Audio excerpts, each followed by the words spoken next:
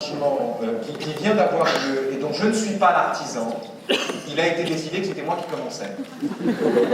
Je veux dire que je ne suis pour rien dans cette décision et que je la désapprouve, mais elle me donne l'occasion, je dois dire, on n'avait pas fait exprès, dans le sillage de ce que M. le maire vient de dire, eh bien de vous lire une fable, voilà, et une fable de La Fontaine. Ça s'est trouvé comme ça. Le laboureur et ses enfants. Certains s'en souviennent, pas tous en général. Écoutez ça s'il vous plaît. Travaillez, prenez de la peine, c'est le fond qui manque le moins. Un riche laboureur, sentant sa mort prochaine, fit venir ses enfants, leur parla sans témoin. Gardez-vous, leur dit-il, de vendre l'héritage que nous ont laissé nos parents. Un trésor est caché dedans. Je ne sais pas l'endroit, mais un peu de courage vous le fera trouver. Vous en viendrez à bout. Remuez votre champ dès qu'on aura fait loup, creusez, fouillez, pêchez, ne laissez nulle place où la main ne passe et repasse. Le père mort, les fils vous retournent le champ, de ça, de là, partout, si bien qu'au bout de l'an, il en rapporta davantage. D'argent, point de cachet, mais le père fut sage de leur montrer avant sa mort que le travail est un trésor. Alors, ne soyez pas dupes de l'épilogue un peu macronien, qui est sympathique si vous voulez, mais qui n'en résume pas toute l'essence. Et je voudrais attirer votre attention sur 2 ou 3 éléments qui me semblent cruciaux dans ce texte. Le premier, c'est que, évidemment, il vaut mieux dans l'existence hériter d'une recommandation que d'un héritage. Il vaut mieux hériter d'un geste que du fardeau, que du résultat de ce que d'autres ont accumulé pour vous, si vous voulez. En somme, la morale ici est que nous sommes plus chanceux d'être en un sens, non pas démunis, mais débarrassés de tout bien au départ de l'existence, parce que tout ce qu'on nous donne et qu'on n'a pas gagné, d'une certaine manière, nous prive d'en avoir envie. C'est un peu, on dirait, du Goldman. Ou du Johnny Hallyday, d'une certaine manière, d'ailleurs, parce que lui-même a fonctionné comme ça avec ses enfants, manifestement. La deuxième leçon qu'on peut tirer de ça, c'est une leçon qui avait déjà été formulée par Montaigne. C'est qu'évidemment, ce qui compte dans la vie, Montaigne prenait l'exemple de la chasse, ce qui compte dans la vie, c'est pas le gibier, c'est la chasse. Ce qui compte, ça n'est pas la destination, c'est le chemin dont la destination n'est que l'alibi, c'est le chemin qu'elle nous fait parcourir. Ce qui compte dans l'existence, si vous voulez, c'est la recherche de quelque chose et non pas le fait de l'avoir trouvé. Rien n'est pire que de trouver ce qu'on cherche dans la mesure où après on se retrouve un peu démuni. Mais la vraie chose importante que je voulais vous dire à la lumière de ce texte, c'est que la confiance en soi, le don de la confiance, le don le don de l'énergie qu'il faut pour se conduire dans la vie, non pas correctement, mais en vue de son propre bien, le don du talent de se chercher une vie bonne, procède d'un mensonge. Le père ment. Et ce qui est extraordinaire, c'est qu'il meurt en mentant. On n'aime pas trop mourir en mentant. En général, il paraît. On a envie d'arriver tout vierge, comme si on se présentait devant quelqu'un, si vous voulez, au moment de mourir. Qu'on croit en Dieu ou pas, d'ailleurs, en général, on a toujours envie de tout dire, il paraît. Or là, voilà quelqu'un qui, au XVIIe siècle, consent à mourir en mentant. C'est un pieux mensonge, c'est faux, il n'y a pas de trésor dans le champ. Mais il leur dit, alors, c'est ça qui est merveilleux, c'est qu'en réalité, naturellement, le père ne ment pas vraiment. Il n'a fait que formuler une vérité en attente d'être elle-même exhumée du travail. C'est-à-dire que c'était une vérité future. Il a élaboré, donné les conditions d'une vérité future par ce pieux mensonge qu'il adresse à ses enfants. Ce qui était faux à l'heure de sa mort devient vrai par le mensonge lui-même, par la grâce du mensonge lui-même. Et 2 autres histoires pour aller dans ce sillage et peut-être saisir un tout petit peu ce qui fait la singularité de la confiance. La deuxième histoire peut-être sera plus ou moins familière, je ne sais pas. Ça vient de Matrix, le film. Peut-être La Fontaine marche mieux, je ne sais pas. Dans Matrix, c'était il y a 20 ans, beaucoup de Chavillois n'étaient pas nés.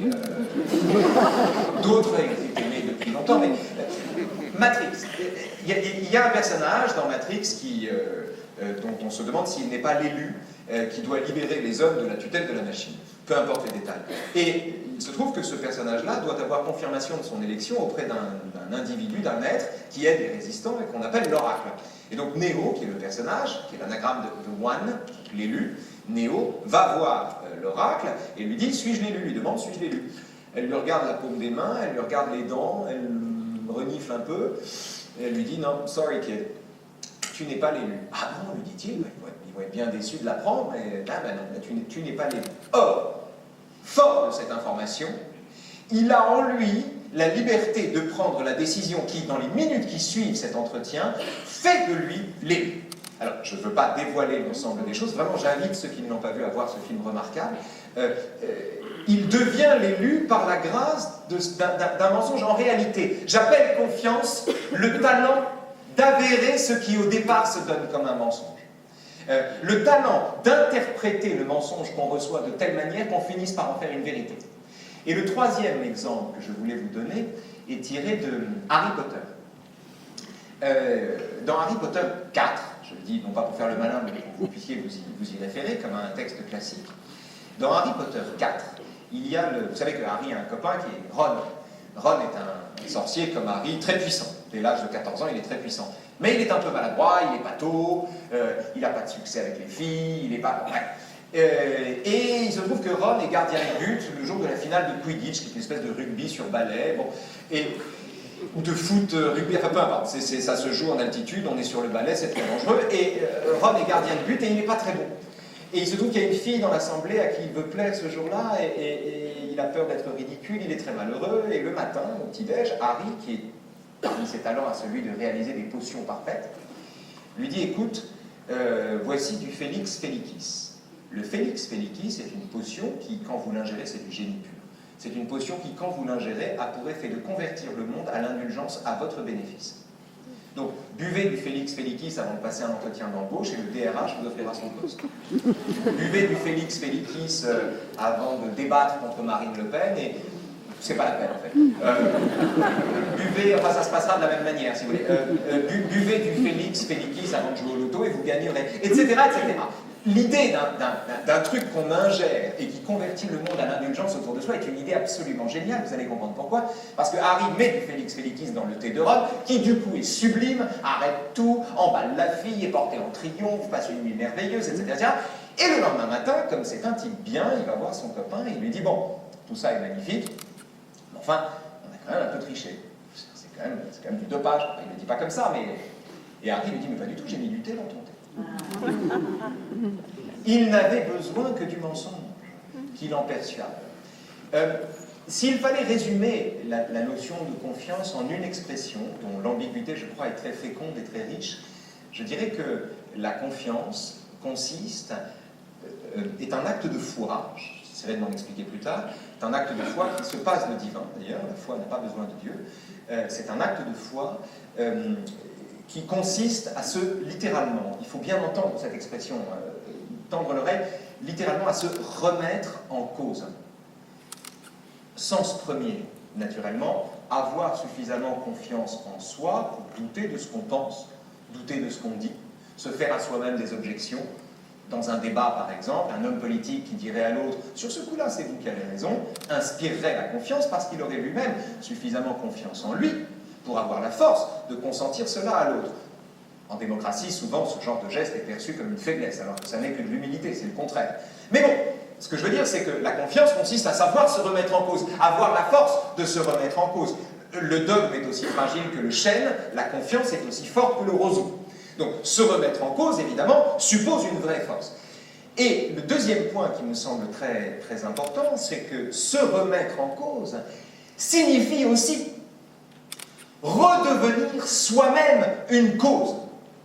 Se refaire soi-même causal dans le monde. Ron, par exemple, qui ne savait pas où aller, qui ne savait pas quoi faire, qui était perdu, qui doutait de lui-même. Il ne se remettait pas en cause, il doutait de lui-même, c'est le contraire. A acquis la confiance en lui, cessant de douter de lui-même, s'est remis en cause, c'est-à-dire a découvert en lui un talent qu'il ignorait et dont il est en un sens l'unique artisan. C'est parce qu'il a su se remettre en cause qu'il a pu se remettre en cause. C'est parce qu'il a su douter de lui-même qu'il a pu se remettre en situation inaugurale. Ce qui, et là je ne veux pas empiéter sur ce que Cynthia pourrait dire du courage, que j'ai un peu lu, donc je peux l'imaginer. La confiance comme le courage sont des vertus qui ont cet inconvénient, si vous voulez, enfin, l'existence a cet inconvénient d'exister avant nous. Nous arrivons dans un monde qui est déjà là, qui est déjà donné. Nous ne sommes liminaires en rien, nous ne sommes des préalables en rien, on est consécutifs, et on arrive dans un monde qui est déjà là. Comment retrouver une forme d'originalité ou d'originalité dans sa démarche? Comment conquérir ça? Par quelle gymnastique, par quel effort? Eh bien, je crois que le chemin de la confiance, du don paradoxal de la confiance, est une bonne façon de procéder. Et juste pour terminer là-dessus, c'est par exemple la raison pour laquelle le slogan que vous connaissez bien, le contrat de confiance, est un excellent slogan, mais qui en lui-même ne veut rien dire. Puisque, qu'est-ce qu'une confiance si elle est salariée? Comment pouvez-vous faire confiance à celui qui est sanctionné s'il n'honore pas la confiance que vous lui faites, en fait? C'est ça que je veux dire. C'est que si la confiance c'est comme un contrat de mariage, si vous voulez, ça pose un problème. Comment pouvez-vous accorder votre foi, votre créance à celui que la loi contraint à respecter ce qu'il vous a dit? On n'est pas là dans la confiance. Le simple fait du contrat, je crois, compromet l'idée de la confiance en son principe natif, qui est le talent de se remettre en cause, de douter de soi-même, de retrouver en soi une puissance inaugurale et surtout d'interpréter correctement les informations qu'on nous donne, de ne pas les juger à l'aune des critères de vérité ou de fausseté, mais de comprendre que ces critères eux-mêmes sont appelés à changer par l'action que l'on est capable d'exercer sur le monde. Une dernière métaphore, et je me tais, c'est la métaphore de l'archer, métaphore stoïcienne. Sénèque explique que pour atteindre le centre de la cible, il ne faut pas viser le centre de la cible quand on est un archer, il faut faire ce qui dépend de soi. Or, ce qui dépend de soi, ça n'est pas que la flèche atteigne le centre de la cible, parce que s'il y a un coup de vent ou s'il y a quelque chose qui s'interpose, on ne sait jamais. En revanche, ce qui dépend de soi, dit Sénèque, c'est la rectitude du geste. Et la confiance est là. Elle est dans la capacité à ne pas faire dépendre sa liberté de ce qui ne dépend pas de soi et à agir sur ce qui dépend effectivement de soi, en l'occurrence, la rectitude du geste, avant même le but à atteindre. Et d'une certaine manière, quand on commence par là, qu'on perde ou qu'on gagne, on n'est jamais vaincu. Voilà. Bon.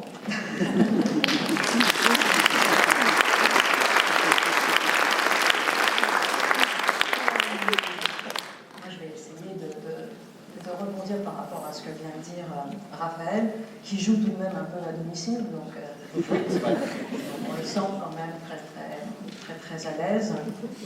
Tu as la confiance, en fait. Donc c'est intéressant parce que tu es passé par le mensonge, le placebo, le chemin pour expliquer la confiance. Bon, moi je vais essayer de relier un peu ce qu'il y a justement en partage entre la confiance et le courage. Si on prend la question du chemin, je dirais que dans le courage, c'est la question effectivement qui consiste à un moment donné, qu'est-ce que c'est courageux? C'est tenter de mettre en cohérence, simplement tenter, de mettre en cohérence une valeur, un principe et une action. Si on veut prendre un terme grec et si on veut aller chercher du côté de Jean Kelevitch, qui a fait un grand, bien sûr, différents livres, et puis un magnifique livre qui s'appelle Traité des vertus et qui est notamment consacré à un moment donné au courage, lui parlera de kairos, d'instant, de seuil inaugural de la décision. C'est-à-dire qu'en gros, simplement, c'est tenter le commencement.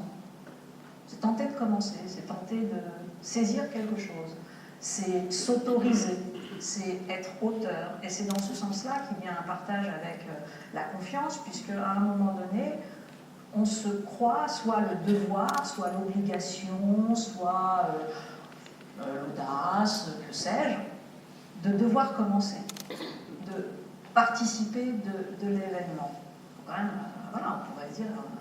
d'une certaine manière, on a un peu le melon où on a la confiance. Non, en fait, ce qui, et en tout cas, je le vois tous les jours en tant que clinicienne aussi, en tant qu'analyste, voilà, il y a une chose très simple qui sauve le sujet. Le sujet n'est pas sauvé par l'objet final, il est sauvé précisément par le cheminement. Donc il est sauvé par le fait de se mettre en route. Alors que, de manière un peu fantasmatique et un peu infantile, on pense toujours qu'on est sauvé par la fin du chemin. Or, la fin du chemin, aux dernières nouvelles, on la connaît, elle est brutale. Donc, de fait, on est nécessairement sauvé par le chemin, par le cheminement, par le fait de faire, de se mettre en acte, de faire une théorie de l'action. Alors, bien sûr, il ne s'agit pas de s'agiter, il y a des faux mouvements. Donc, c'est là où la confiance est très importante parce qu'elle nous fait aussi la différence et le courage entre le faux mouvement et une véritable théorie de l'action. Généralement, une théorie de l'action, précisément, demandera de la confiance et du courage, de l'orientation, une espèce de boussole, si on veut reprendre un terme plus qu'ancien. Mais sinon, c'est simplement ça, le courage, c'est tenter de faire sujet. Tenter de faire sujet, et ce qui est merveilleux dans le fait de tenter de faire sujet, c'est que ça provoque de la confiance. Et cette confiance, elle provoque de la santé mentale, de la santé physique. Et ça a l'air comme ça assez illusoire, mais en fait, c'est véritablement ça. Donc ça, on a en partage avec la confiance, on a en partage la question du chemin. On a également en partage la question de la symbolisation, puisque moi je vais plutôt dire ça. De fait, le laboureur ne ment pas. Le laboureur fait de l'herméneutique.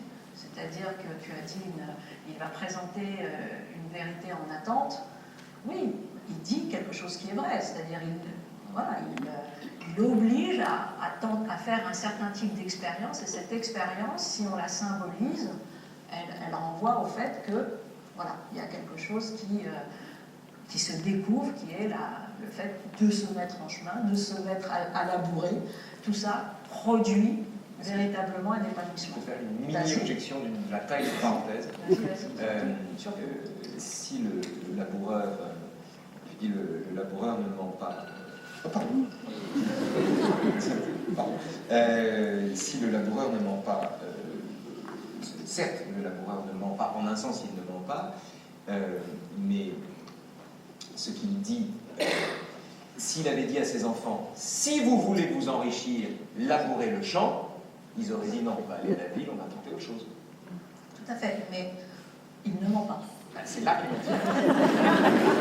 Non, parce que tu vois qu'un seul chemin vers la vérité. Donc non, il ne ment pas. Il propose une interprétation.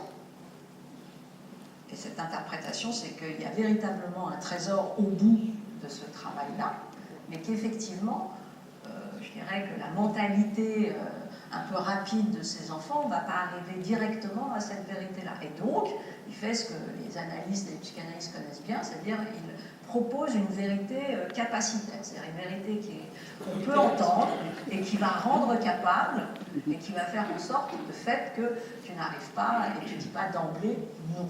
Et seul le résultat m'intéresse, et je ne comprends pas qu'en fait le résultat, c'est précisément le chemin. Donc non, il ne ment pas. Il propose un travail de symbolisation, il propose un travail d'herméneutique, mais s'il avait dit herméneutique, il serait parti pareil à la ville. Donc, il utilise... Mais vérité capacitaire. Voilà, vérité capacitaire. Donc, résultat, donc il fait de la vérité capacitaire, et c'est très très très important pour mettre en chemin les uns et les autres, parce que, en revanche, ce qui est certain, c'est que ni le chemin de la confiance, ni le chemin du courage sont des chemins simples. Ce sont des chemins difficiles, puisqu'ils renvoient au fait de faire sujet. Et faire sujet, ça a l'air d'une tautologie, mais ça n'en est pas une. Nous ne sommes pas des sujets. Nous donnons une illusion. Nous avons une enveloppe comme ça, corporelle, où on a l'impression vaguement que nous sommes un, mais en fait, nous ne sommes pas un. Nous sommes à l'intérieur absent, nous sommes du on, comme dirait Jean Kelevitch, ou alors nous sommes multiples. Mais en tout cas, ce qui est certain, c'est qu'à un moment donné, cette fiction assez réparatrice et assez régulatrice qui s'appelle le sujet, cette fiction-là, à un moment donné, si nous voulons un tout petit peu toucher du doigt cette fiction, nous la touchons par le courage et nous la touchons par, à un moment donné, un sentiment de confiance, qui d'ailleurs est très très intéressant, parce que le sentiment de confiance est un sentiment ouvert. C'est-à-dire qu'on a tous, sauf le sentiment, quand on est en confiance, d'avoir un sujet fermé, d'avoir un sujet dans la frontière. On a au contraire un sentiment assez océanique. Donc ce qui prouve bien que le sujet, entre guillemets, est une fiction, et c'est en fait un état d'être, c'est une qualité comme ça, présentielle au monde. Hein. Il s'agit d'entrer dans le monde. Et d'entrer dans le monde, on y entre, soit par quelque chose de doux, qui est la confiance, soit par quelque chose qui est un petit peu plus acrobatique et qui s'appelle le courage. Mais en fait, c'est un petit peu la même chose. Donc, ça, c'est effectivement quelque chose que nous avons en commun. Et puis, dernier point, tout ce que tu as dit avec la parole, là aussi, le courage, il y a comment dire, un grand ouvrage, enfin, c'est pas un livre d'ailleurs, c'est une série de cours de Foucault qui est dédié, c'est un de ses derniers cours, c'est le dernier, sur le courage de la vérité et de fait, la question de la parésia. Et d'ailleurs, c'est très important puisque ça rappelle tout simplement le rôle fondamental. C'est un maire tout à l'heure qui a ouvert la session, et Dieu sait s'il y a un lien consubstantiel entre l'état de droit, la démocratie et la parole. Et là aussi, on se trompe souvent parce qu'on pense que ce qu'on appelle le dire vrai, c'est presque une parodie de dire vrai. C'est-à-dire, vous comprenez bien que dès que quelqu'un commence à dire « je vais dire vrai », vous pouvez de fait vous mettre aux abris. C'est une blague, puisque le dire vrai ne s'énonce pas comme dire vrai. C'est nécessairement une parodie. C'est comme les moments de langue de bois qui commencent par « je vais vous répondre clairement ». Je vais vous répondre clairement, ou moi, vous savez, hein, vraiment, moi, je ne pratique pas la langue de bois, et vous pouvez être sûr que derrière, vous avez véritablement une patinoire de cela.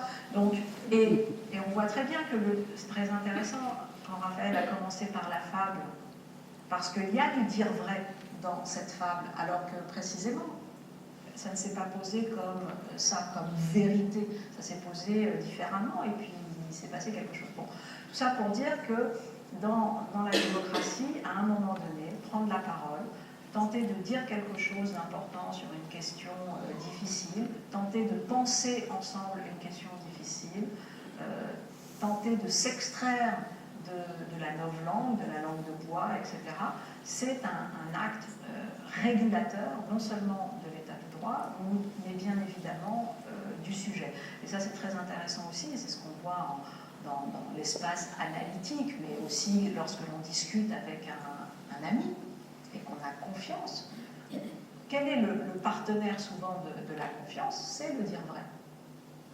C'est ça, c'est-à-dire que dès qu'on a un peu de confiance, on a envie à un moment donné de se dire tiens, la vérité peut être éventuellement un allié, même si elle est difficile, même si elle est compliquée. Et c'est peut-être un des rares moments où la vérité, entre guillemets, est thérapeutique, même si elle est douloureuse. C'est la vérité dans une séance analytique, c'est-à-dire tout d'un coup, c'est vrai, ça va être dur, ça va être déplaisant peut-être, et pourtant, ça va être salvateur. Bon.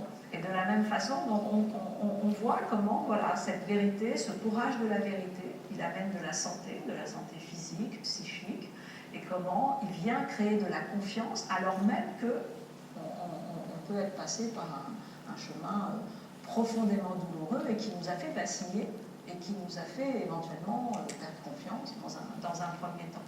Donc voilà comme ça pour un petit peu réagir à ce que tu as dit. Je peux réagir à ta réaction. Mais surtout puisqu'on a dit qu'on faisait tentative de dialogue.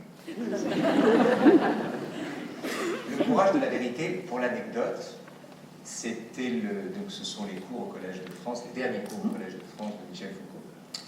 C'était aussi le premier slogan de campagne de François Fillon, qu'il a ensuite abandonné, qu'il a remplacé par une volonté pour la France. Oui, il a eu raison. Alors, de son point de vue, oui, mais en soi, c'est intéressant parce que le courage de la vérité, comment dire, une volonté pour la France remplaçait la question de la vérité ou du mensonge, qui était une question qu'il fallait prudemment mettre de côté dans sa candidature, par le sens de l'effort, l'énergie, etc. Et c'était trop tard pour substituer une image à une autre. Enfin, il avait perdu à ce moment-là. Mais ce qui est intéressant, c'est que le courage de la vérité, et Cynthia a peu insisté là-dessus maintenant, elle le fait beaucoup dans son livre, et il faut lire le texte de Foucault. Le courage de la vérité, c'est vraiment, il faut prendre la mesure de ce que c'est qu'un homme d'État. Le dire vrai n'est pas un désir de plaire. Le dire vrai est... Raymond Aron, invité en 1950 par des étudiants à Berlin, commence sa conférence en disant « Je suis venu vous dire ce que je crois vrai, et non ce que vous auriez plaisir à entendre. » On est là dans le dire vrai. Le risque du dire vrai, on honore l'autre d'une vérité qui peut-être qui risque de lui déplaire. Il y a un nom pour cela, c'est la parisienne. Qui fait surgir véritablement dans l'espace public quelque chose qui est de l'ordre de la vérité, et alors qu'il faut vraiment distinguer de la filouterie, du sincérisme, de l'homme politique qui la joue main sur le cœur, si vous voulez. Vous aviez par exemple, le champion de ça, c'était Raffarin, qui disait « Moi je ne suis pas un énarque, je suis un boulanger, j'ai la main sur le cœur ». Ce qui était une façon de mépriser tout le monde à la fois. Le sommet du mépris étant atteint par la France d'en bas. L'expression de France d'en bas, ceux qui l'ont connue oubliaient que pour parler de France d'en bas, il fallait la regarder d'en haut. Et c'était pour qu'on était au cœur du truc. Ce que je veux dire, c'est toute la différence qu'il y a entre ce genre de posture et Churchill. C'est-à-dire entre le sincérisme d'un côté, l'affichage de la sincérité, le spectacle de la sincérité, qui est immédiatement suspect d'être une mise en scène, évidemment. À chaque fois qu'un homme politique met en scène sa propre sincérité, c'est un problème. C'est comme quand vous portez des lunettes noires aux obsèques de quelqu'un, vous ne les portez pas pour cacher vos larmes, mais pour montrer que vous les cachez, ce qui vous permet de ne pas pleurer. Ben, c'est la même chose avec la sincérité filmée, si vous voulez. Il y a eu un moment comme ça, très intéressant avec sur ces questions de sincérité et de courage, c'est intéressant. Il y a eu un moment vous vous souvenez de la scène où notre président de la République a été filmé en bras de chemise en train de sermonner ses collaborateurs. Une scène étonnante où il était là en bras de chemise, il dit « Qu'est-ce que c'est que ce discours? C'est mal fichu, ça ne fonctionne pas, on dirait des lasagnes dans de la paille d'or. » Je vous ai dit ça. Et la scène était filmée à l'iPhone par Sivette Ndiaye. Et la scène avait ensuite été mise en ligne en mode « Regardez, vous êtes avec nous dans la war room du président en bras de chemise qui nous sermonne parce que c'est un vrai chef et qu'il nous dit la vérité, vous avez accès à tout ça, etc. » Le fait que ce soit filmé montrait juste que c'était une mise en scène au carré. C'est-à-dire qu'on n'avait pas le président au naturel, on avait le président en mode naturel, on avait le spectacle du président au naturel. Donc c'est vraiment il faut faire la différence entre le sincérisme et le dire vrai. Et cette différence en politique est très importante parce que c'est la différence entre les hommes d'État et les démagogues. Et en l'occurrence, non que le président de la République soit un démagogue d'ailleurs, c'est pas ça que je suis en train de dire, mais en revanche, il y avait là, dans le spectacle de la sincérité, quelque chose qui relève de l'ordre qui relève, à mon avis, de l'arnaque. Alors, sur cette question deux points encore. Sur le tenter le commencement, c'est très beau. En fait, on pourrait traduire ça en disant que le courage, c'est de tomber amoureux. Ou c'est de le dire. C'est d'accepter de tomber amoureux. Et d'accepter de le dire quand on tombe amoureux, si vous voulez. La vraie victoire, c'est la victoire sur soi-même qu'on remporte quand on est capable de dire ça à quelqu'un sans présumer de la réponse. Gary a cette phrase géniale dans Vos câlins, il dit « Aimer, c'est de première nécessité. Être aimé, c'est bien, mais aimer, c'est de première nécessité. » Parce qu'il n'est pas de courage hors d'une décision qui, finalement, n'attend pas la réciproque, ou enfin l'espère peut-être, mais ne suspend pas son bonheur à la réciproque, parce qu'il dépend de soi de dire à quelqu'un qu'on l'aime. Il ne dépend pas tout à fait de soi d'être aimé en retour. Et en cela, il y a dans le courage, initialement, originellement, il me semble une détermination qu'on trouve dans l'éthique de Spinoza. C'est une phrase qui apparaît à un moment, qu'on peut tirer dans mille sens, mais qui dit un truc tout simple, qu'en général on oppose aux fanatiques. Il dit qui aime Dieu d'un amour véritable ne doit jamais faire effort pour que Dieu l'aime en retour. Aimer Dieu, ça n'est pas demander à Dieu de nous aimer. Quand on demande à Dieu de nous aimer, c'est pas qu'on aime Dieu, c'est qu'on discute avec lui, qu'on marchande, qu'on lui fait des faveurs, des offrandes et qu'on espère obtenir sa bienveillance. C'est pas de l'amour, c'est de l'achat. C'est de la prostitution, si vous voulez, c'est autre chose. C'est le spécule, au sens le plus vil du terme. Alors que ne pas demander à Dieu de nous aimer en retour, c'est assumer le fait, par exemple, que le monde n'est pas là pour nous faire plaisir, mais c'est l'aimer quand même. Le courage est dans cet amour liminaire. Et c'est en cela, à mes yeux en tout cas, c'est pas celui qui en parle le plus, mais c'est celui qui le met le plus en œuvre dans son œuvre, c'est Albert Camus. Albert Camus est le philosophe du courage, parce qu'il est celui de l'amour gratuit. Il est l'homme de l'amour d'un monde qui ne nous aime pas en retour. Et il y a dans cette décision, dans cette capacité à aimer les choses malgré leur indifférence ou malgré leur silence, dans ce refus d'en vouloir au monde de nous tourner le dos, quelque chose qui qualifie le courage et la confiance, et peut-être en leur souche commune. À quoi s'ajoute le fait que, sur la question du courage, je dirais, et je l'ai appris en lisant Cynthia, enfin j'ai mis des mots sur ce que je pressentais en lisant ce livre magnifique qui s'appelle La fin du courage. Le courage est aussi, Jean Kelevitch l'a dit avant toi, mais c'est chez toi que je l'ai lu, le courage est aussi la capacité à être fidèle à ce commencement. C'est-à-dire qu'il ne suffit pas de sauter à l'eau, ou de se redresser en disant merde au tyran, encore faut-il nager à contre-courant, si vous voulez, ou continuer de nager. C'est-à-dire rester fidèle à ce geste-là, faire vivre ce geste-là. Parce qu'une éthique du courage est une éthique qui n'en fait jamais assez. Jean Kelevitch a une phrase parfaite pour ça, il dit « On ne fait jamais assez de bien, on fait toujours le mal une fois de trop ». On n'est jamais assez courageux dans la vie, jamais. En revanche, on est toujours lâche une fois de trop. Et on ne peut pas opposer à notre lâcheté, à notre unique lâcheté, la totalité des actes courageux qu'on a eus dans l'existence. L'acte lâche n'est pas soluble dans le courage. Ce n'est pas une spéculation, ce n'est pas un calcul, ce n'est pas une addition. Le courage est dans la difficile fidélité à ce refus liminaire, à cette capacité qu'on a eue de s'insurger.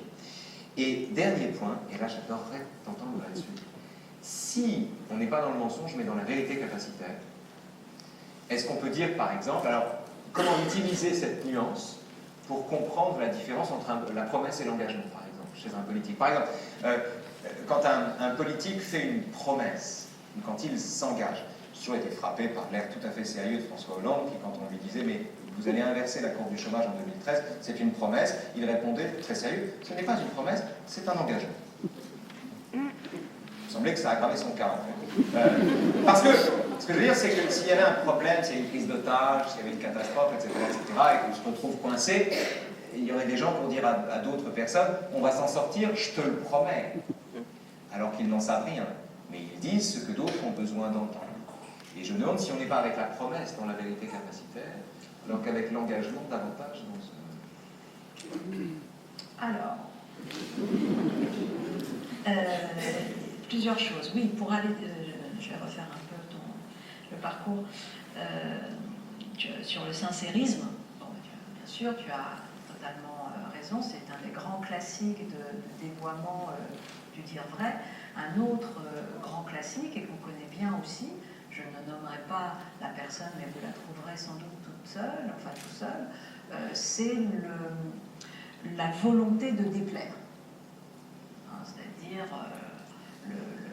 comment dire, le choix de provoquer, hein, et voilà, c'est-à-dire qu'on fait du dire vrai et on provoque, et voilà, ça se laisse passer pour du dire vrai, alors qu'on n'est absolument pas dans le dire vrai, on est dans une vindicte, on est dans un spectacle encore, sauf que ce spectacle, au lieu de jouer la sincérité, va jouer une provocation et l'obsession. On a aujourd'hui des grands leaders histrions qui ructent comme ça sur la place et qui font croire à un dire vrai alors qu'on est dans, là encore, une totale parodie. Ce qui pose d'ailleurs un problème important aujourd'hui, c'est est-ce que c'est encore possible ?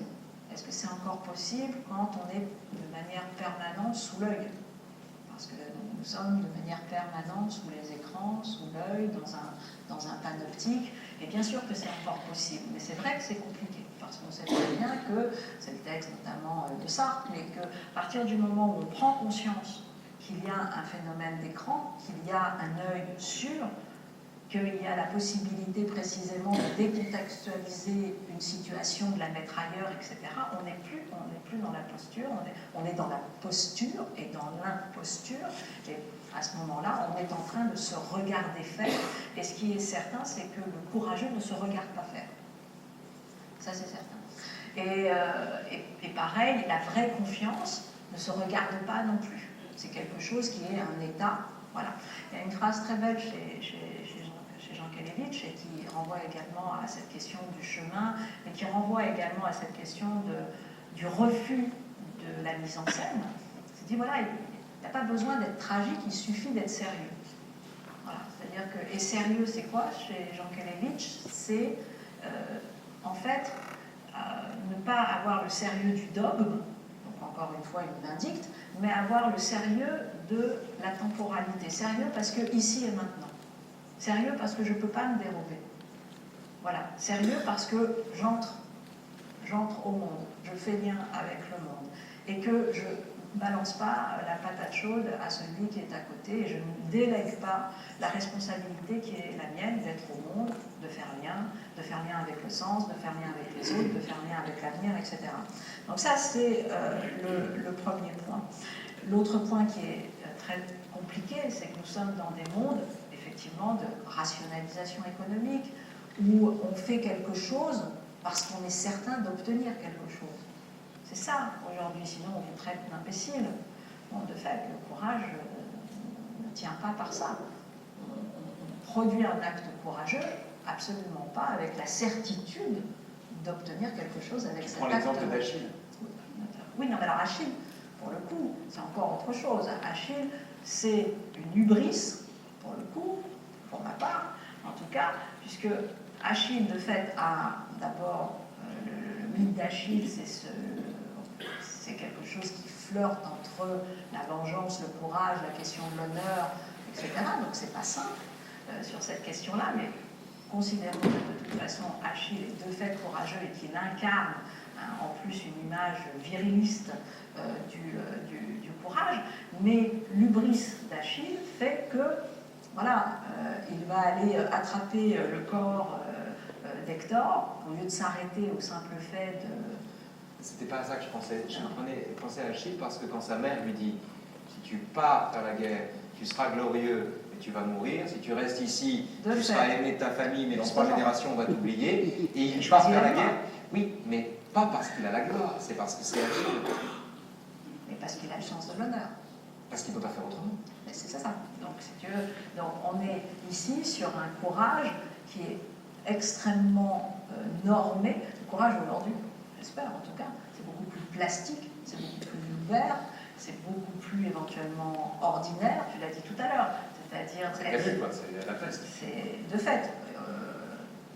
On est face aujourd'hui à un autre adversaire qui n'est pas nécessairement celui de la barbarie ou celui de la guerre, du conflit, mais qui est celui de l'absurde, qui est celui de du fameux effondrement qui est devant nous ou pas, etc. Donc, tout ça pour dire que... C'est fatigant parce que tu m'as coupé dans c'est quand même un monde. Donc, je reviens à Jean Kelevitch pour dire une phrase qui fait écho à ce que tu disais tout à l'heure et qui est une phrase magnifique sur la non-capi. Sur le non-capi, le fait qu'on ne peut pas, faire du capital, si j'ose dire, on ne peut pas cumuler. Voilà. C'est cette phrase magnifique de Jean Kelevitch qui dit « Ce qui est fait reste à faire ». Ce qui est fait reste à faire, c'est absolument, je crois, la vérité n'est parfaite. D'abord, en règle générale, de la question d'une vertu. Voilà. On ne peut pas laisser une vertu inactive, et c'est terrible, parce qu'on aimerait se dire, voilà, j'ai été vertueux, là j'ai bien fait, et ça y est, c'est fini cette histoire. Je peux enfin m'en laver les mains. Et non, ce qui est fait reste à faire. Et donc, c'est ça être fidèle au commencement. C'est ça le fait qu'il y a la question d'endurer, la durée précisément. Et la question de l'engagement, par rapport à la question de la promesse, c'est sans doute cela. C'est qu'on perçoit sans doute dans la question de l'engagement le fait qu'il y a une partie déjà du corps, alors que la promesse renvoie sans doute à un univers plus engagé. Mais sincèrement, je pense que quand on est un tout petit peu honnête, et la promesse et l'engagement peuvent... travailler de concert. Mais voilà, c'est cette question, encore une fois, fantastique, et l'une des choses les plus compliquées, et c'est là où il faut garder confiance, c'est qu'au lieu de croire que ce qui est fait reste à faire provoque un désenchantement absolu, et en fait, il faut comprendre précisément pas. Ça va provoquer une confiance absolue. En tout cas, c'est ça qui est le chemin de la symbolisation, de la sublimation. C'est-à-dire, c'est quoi la symbolisation et la sublimation? C'est notre manière créative et créatrice de faire face à la finitude qui est la nôtre, et puis, bien évidemment, à la finitude des gens que nous aimons. Et pour le coup, cette manière que nous avons de sublimer les choses, elle nécessite du courage à quelque niveau que ce soit, et elle nécessite de la confiance à quelque niveau que ce soit, confiance au sens de foi dans l'acte de symbolisation. Et nous sommes aujourd'hui dans un monde, c'est vrai, qui est dans un déficit assez fort de symbolisation, et qui croit éventuellement qu'on peut se passer de symbolisation avec, d'un côté, ce grand territoire de l'argent, du profit et de ce qu'on peut récupérer, et on est sûr de récupérer la matérialité, c'est tellement mieux que la symbolisation, et en fait c'est pas si simple, parce que la matérialité à un moment donné ça nous étouffe aussi, et donc on est, et puis de l'autre côté, ça c'est la matérialité de l'argent, et puis il y a une autre grande matérialité qui est un peu plus fantasmatique encore, qui s'appelle la matérialité de la technique.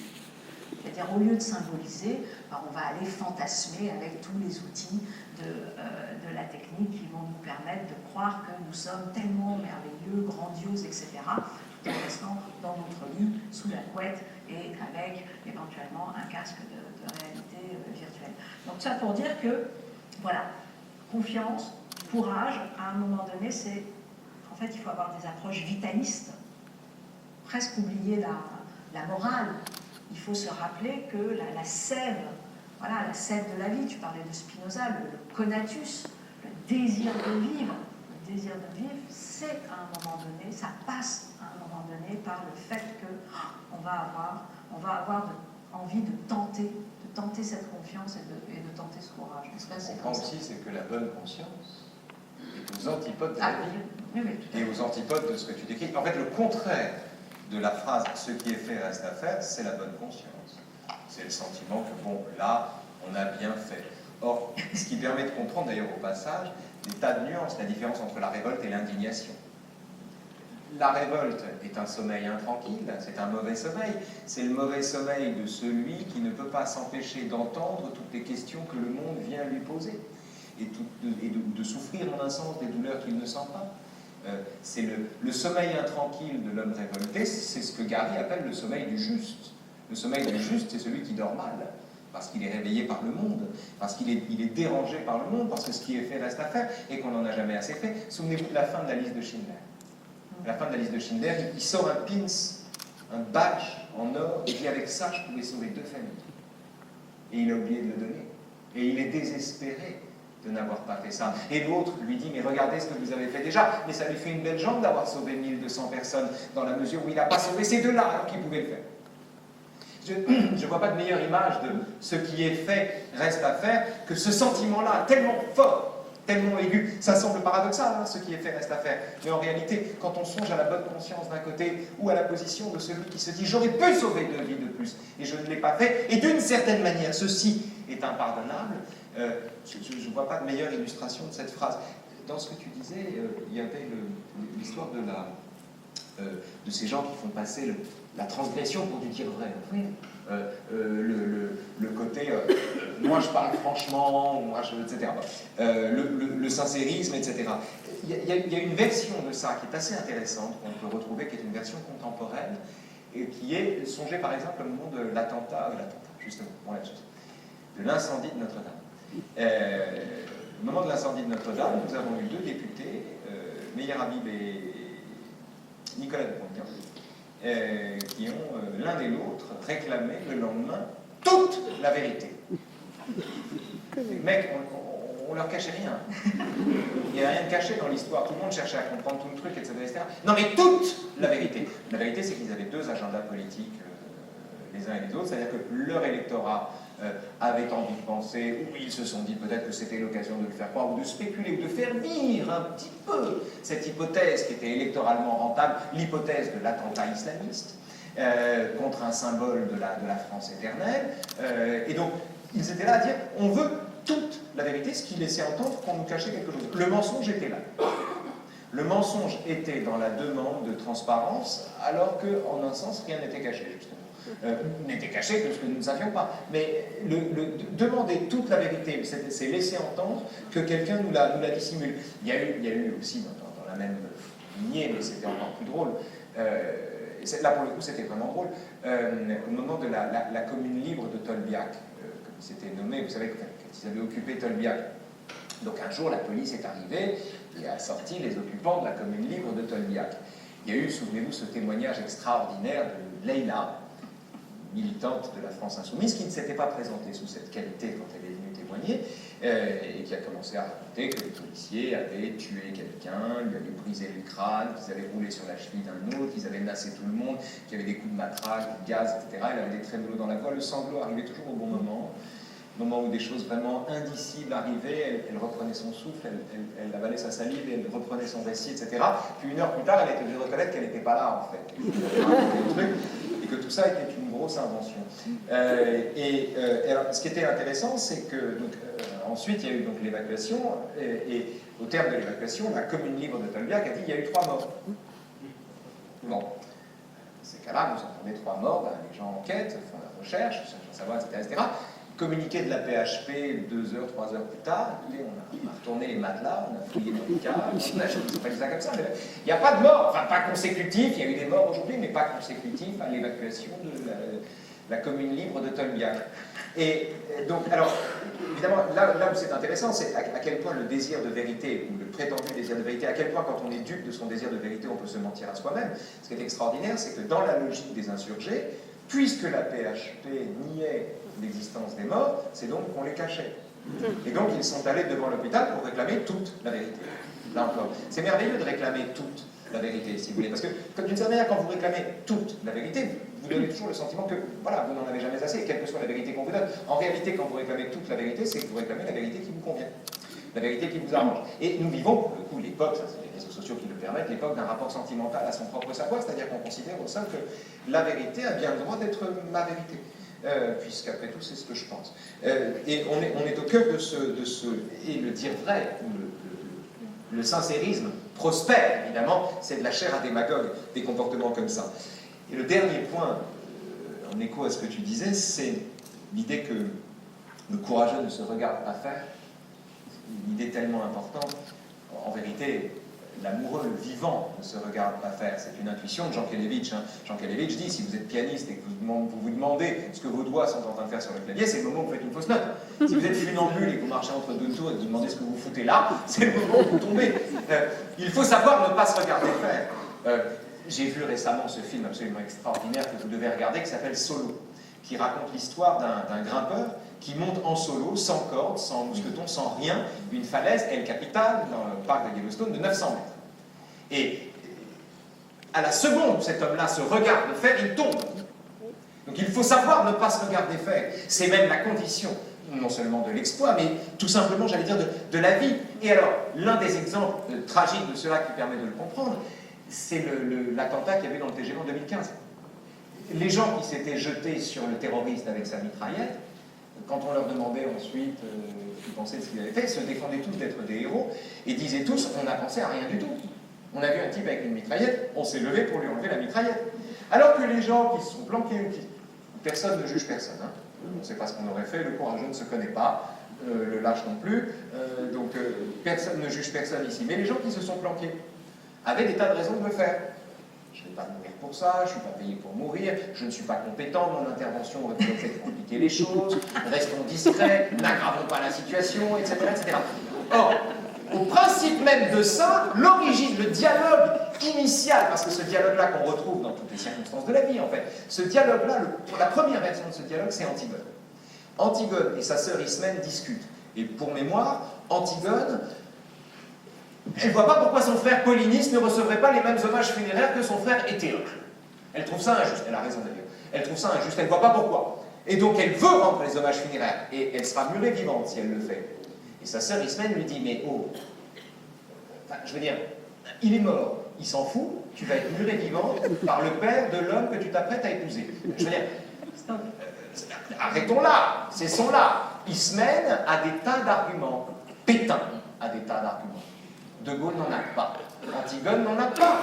Elle n'en a aucun autre que je fais ce que j'ai à faire et je ne vois pas pourquoi rien au monde, aucune force sur Terre ne m'empêchera de faire ce que j'ai à faire. On peut tirer l'image d'Antigone du côté du pire, du côté de l'intégrisme, comme du côté du courage pur. Antigone est une affaire énorme. Mais le dialogue Ismène-Antigone, j'attire votre attention sur cet aspect du dialogue, c'est que la lâcheté résonne. La lâcheté réfléchit. Le courage ne se pose aucune question. Le courageux ne se regarde pas faire. Il y a dans cette capacité à ne pas se regarder faire, précisément, les éléments d'une vie vraiment vécue. Quand Montaigne, à la fin des essais, dit « Quand je danse, et quand je dors, je dors », je veux dire, c'est l'homme le plus sage et le plus cultivé de son temps, qui vient d'écrire le plus grand chef-d'œuvre de la littérature et de la philosophie à la fois, et sa conclusion, la seule morale à laquelle il y a accès, c'est quand je danse, et quand je dors, je dors. Et il ne voit pas de meilleure façon de vivre que d'être le contemporain de lui-même, c'est-à-dire d'être capable de ne pas se regarder faire au moment où il vit. Et on est là dans le courage, mais au sens du courage même de vivre. Alors, juste deux points, puisqu'on a un moment de Oui, questions. oui, c'est vrai, c'est vrai.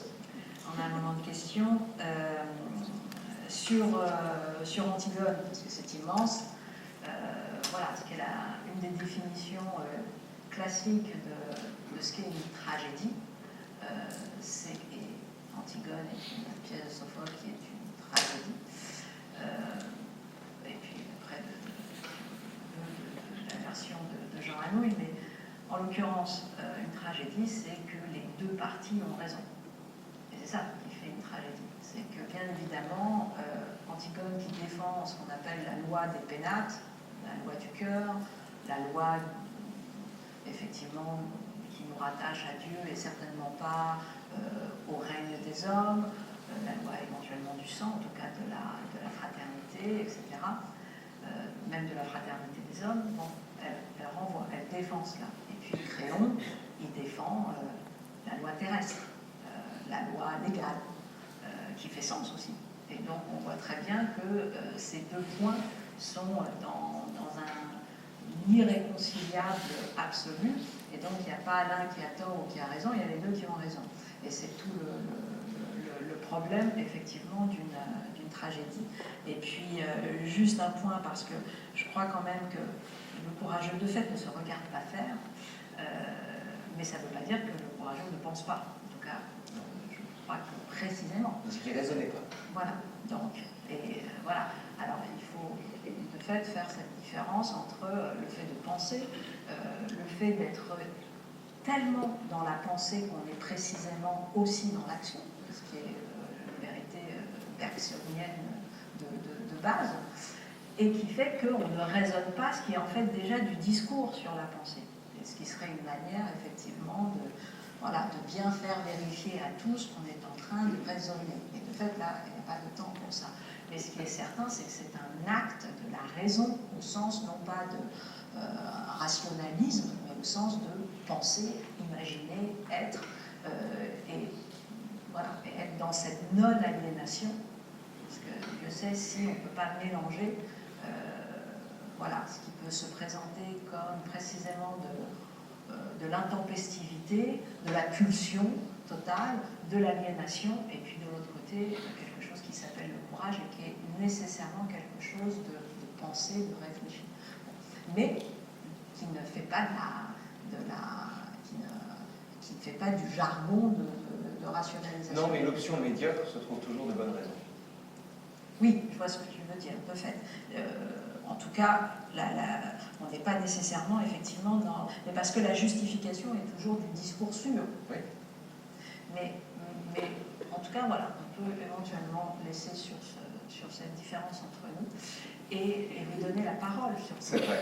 Et lui donner la parole sur le courage et la confiance. Oui. Et je ne sais pas s'il y a un micro qui arrive. Il y a deux micros. Je crois que pour que chacun participe, il faut attendre le micro.